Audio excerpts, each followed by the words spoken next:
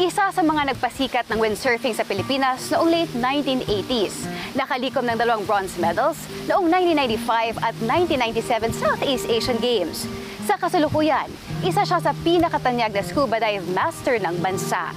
Ngayong hapon makasama natin ang veteran athlete na si Arlie Juarez dito sa Live Better.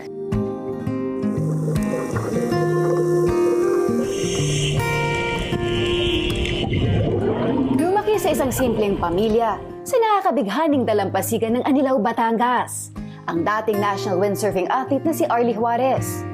Ngunit sa murang edad, pinangarap na niyang lumikha ng mas magandang buhay para sa kanyang sarili at mga mahal sa buhay.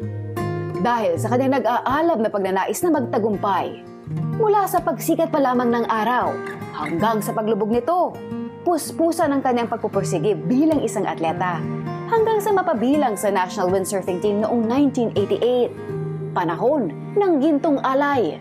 To become an athlete, hindi ganun hindi ganun kadali. Kasi marami kayong magkakalaban eh.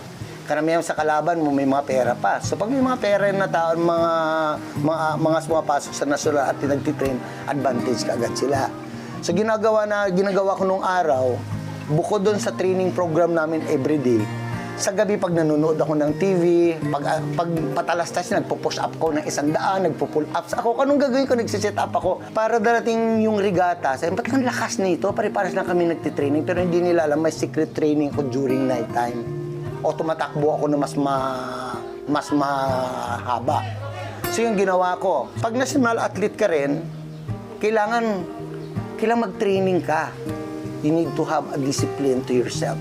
Kasi pag wala kang disiplina, pabanjing-banjing ka lang, pag natalo ka sa qualifying out ka na kagad. Nung araw kasi, nung panahon namin, para makapasok ka sa RP team, kailangan may matatanggal ka doon sa mga senior. So yung mga senior na ito, experience to, kumbaga warrior to eh. So kailangan mong labanan. So doon kayo nakikita-kita ngayon sa mga qualifying. So natalo ko naman sila. So kaya nakapasok ko sa national team. Sa kabila ng kanyang makulay na karera sa windsurfing, kung saan nakapag-ambag ito ng 2 bronze medal finish noong 1995 at 1997 SEA Games. Nagpa siya itong sumubok ng kapalaran sa scuba diving. At dito, tinapik ang kanyang serbisyo bilang dive master ng mga tanyag na personalidad tulad na lamang ng mga politiko, local at foreign celebrities at iba pa. Dahil sa kanyang 25 taong pagtuturo ng scuba diving, bukod sa napag-aral niya ang kanyang mga anak sa New York at ngayon nasa bansang Spain na, nagawaran din siya ng prestiyosong PADI Elite Instructor Award Certificate of Excellence.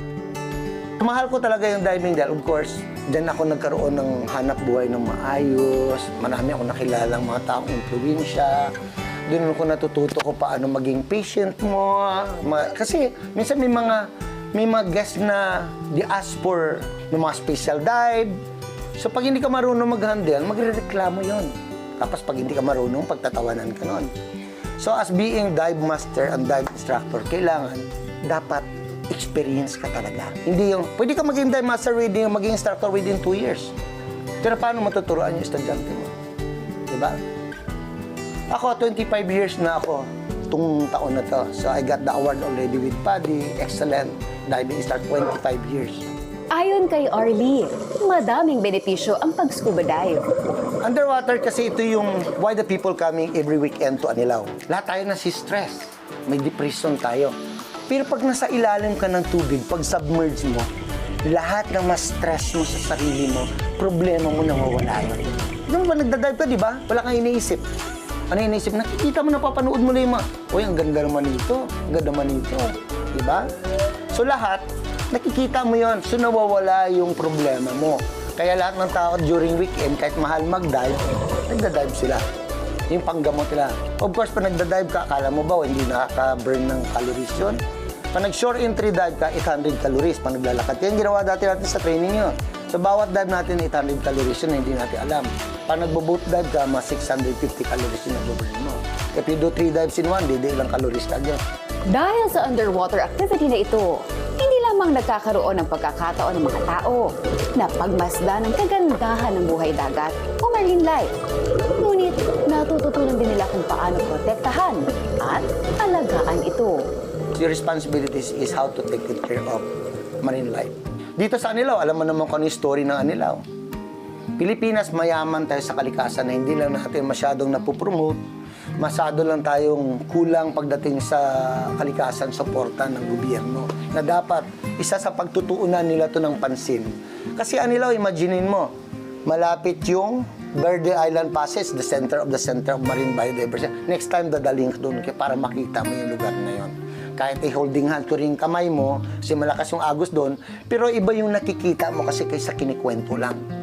So Anilao, PMOS to, sobrang dami. May mga talakitok ng school ng mga jackfish dito, may nakikita ng manta, pero hindi 100%. May mga tracer shark na, minsan may mga tiger shark na dumadaan, so they're coming back again. Dito lang harap na ito, lalaki ng pawikan dyan, mga green sea turtle. Oo. So during our time na nag-umpisa yung mag-dive, wala pa, takot pa yung mga pawikan pa nakita natin. Di ba gumaganon ka? Ngayon, wala nang pakialam sila, kaganon na sila. Pag tinignan, hello, gaganon lang ulo. Gaganon lang siya. So ibig sabihin, yung lahat ng tao natututo na kung paano alagaan yung kalikasan. Paano nga ba niya pinapanatiling malusog ang kanyang pangangatawan? Para ma-maintain ko naman yung aking health, wala akong maintenance, wala akong sakit. Ginagawa ko, may nakausap ako isang sa mga estudyante ko na matanda na. Sabi ko, sir, what is the secret to become 98 years old? Estudyante ko dati. Iho, you need to sleep 8 hours a day. Disregards what you're eating, kahit hindi ka nag-exercise. Kasi kailangan ng puso natin mag-rest kasi siya nagdi-distribute ng latte ng dugo natin. So I do exercise, tapos may bike po ako, yan, pinag-ipunan ko ng dahan-dahan, 4 na taong nabuo yung dream ng bike ko. So sama-sama ko sa mga national athlete, kasi pagkasama mo mga national athlete, napupush ka eh. Sisigat, dito kaya mo yan, kunti na lang. Pero 4 na kilometro pa pala bago mo marating yung taas. So ako naman, kasi dati yung national athlete, fighter ako eh, go, go, go, go, go. Hindi ako nagpapatalo basta-basta. Exercise, tapos mahilig ako sa isda. Hindi ako pork. Pag may nag-fishing dyan, abangan ko yan, mga kakilala, may huli ka. Mayroon po, tito, akin na lang yan. Sinasabawan ko na agad, o inihaw, ganun lang kinakain, palagi isda. Minsan nang natalikuran ni Arlie ang Diyos, ngunit sa kanyang pagkadapa, siya ay muling nagbalik loob. Yung motto ko simple lang, huwag mong kalimutan yung Panginoon. Kasi pag nakalimutan mo yun, lahat ng bagay mawawala sa'yo. Because it's happened to me. Okay? So, of course, nung araw, nung walang-wala talaga ako, kinakwento ko, di ba, wala akong tsinelas, naglalakad ako. Nag-aaral ako kasi walang nagpaparal sa akin. Eh. Pupunta ako dyan sa Gulugud Baboy. Every morning, kumukuha ako ng bayabas. Yung bayabas na yun, alam niyo kung anong gagawin ko? I bring it to the school, tapos papalit ko ng papel sa mga classmate ko. Minsan teacher ko, ma'am, advice mo, kuha kayo ng bayabas, kulay pula, masarap to. Binibili naman ng teacher ko. Ganun yung naging buhay ko. Hanggang dahan-dahan. Yan. Wala akong religion nung araw. I don't believe in pare or ano man. I believe on the great architect of the universe. Bakit? May great architect of the universe. Tingnan mo yung planeta. Naka-align lahat, pare-pares yung ikot nila, yung nagbabanggaan. So, someone created. So, nung araw, hindi talaga ako. So, nung natuto ako, nagpabinyag ako dito, Katoliko. Dito ako natuto maglahat. So, naging reliyoso akong simpleng tao. Marunong akong mag-grocery. Lord, bakit wala naman ako? Wala sila, may tsinelas. Bakit ako wala? Tsaga ka lang, darating ang araw. Magkakaroon ka rin. So lahat ng hinihingi ng Diyos, na pinagdasal ko sa Diyos, binigay niya lahat sa akin. Pero nung nagkaroon ako ng konti, nakalimutan ko na yung Diyos. So lahat ng bagay, nasira yung pamilya ko, lahat. Natukso ko sa mga bagay-bagay na dapat hindi kasi nagkaroon ako ng konting pera na dapat inalagaan. Hindi ko na siya kinakausap, hindi ako nagpapasalamat, hindi ako nagsisimba, ganon. So doon ko natutunan, bagsak ako, dapa ako, mix. Pagdapa ako, talagang walang-wala ako. Sabi ko, pumunta ako ulit sa Baclaran. Nagluhod ako mula doon sa pintuan. Kasi hinamon ko pa si Lord. Ano pang pagsubok, kaya ko pa yan. So dapat sa atin, hindi natin hamunin si Lord. Huwag rin natin siyang kalimutan kasi lahat na nang binibigay natin, na pinagdadasal natin, binibigay sa atin yan on time. So ngayon, nung bumagsak ako, wala ako. Baon-baon ako. Diyos ko, di ko alam kung ano mangyari sa buhay ko. Nagbalik loob ako sa Diyos. Lord, simula sa araw na to, isusuko ko na yung buong buhay ko at kaluluwa ko sa iyo. Ready na po ako mamatay pag kunin niyo na ako. Doon ako ulit next, after 2 days, nagkaroon ako ng maraming estudyante. Binigyan niya ko ulit. Sa kanyang malawak at malalim na karanasan sa buhay, ang pagkakaroon ng makabuluhang buhay at malasakit sa kapwa, ang kanyang naging panata. Sa ating mga kababayan na gusto yung maging fit palagi, mahalin niyo yung sarili niyo. Okay? Kasi, lalo pag bata kayo, siyempre pag bata kayo, parang makina yan ng kotse eh. Pag bago, pwede mong hataw na hataw yan. So, ganun din tayo.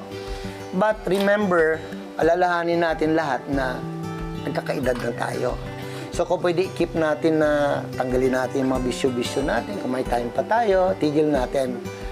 Tapos maging involved tayo sa isang sports or community works para, may mga medical mission, sama kayo, kung ano-ano mang bagay. Ako ginagawa ko yan, sumasama ko sa medical mission. Minsan, pag may time dito dati, nahiningaan pa ako ng bigas. Diyos ko, wala naman akong pambili ng bigas eh. So ginawa ko, humingi ako sa mga estudyante kong mayayaman. Naka 48 sacks of rice ako. Pinabigay ko sa PWD, a single mom at saka senior citizen. Ang sarap pala ng ganun. So palagi ko binibigay pang may sobra ako, kaya wala ako. Kasi importante yun eh, na kasi yun naman talaga promise ko kay Lord nung bata pa ako na wala ako. Sabi ko, Lord, sige nga, bigyan mo nga ako ng ganito. At kapag dating ng araw, isi-share ko yung blessings ko sa iba. So yun yung ginagawa ko. At dyan na nagtatapos ang ating episode ngayong hapon. My name is Meg Siozon, encouraging everyone to live better.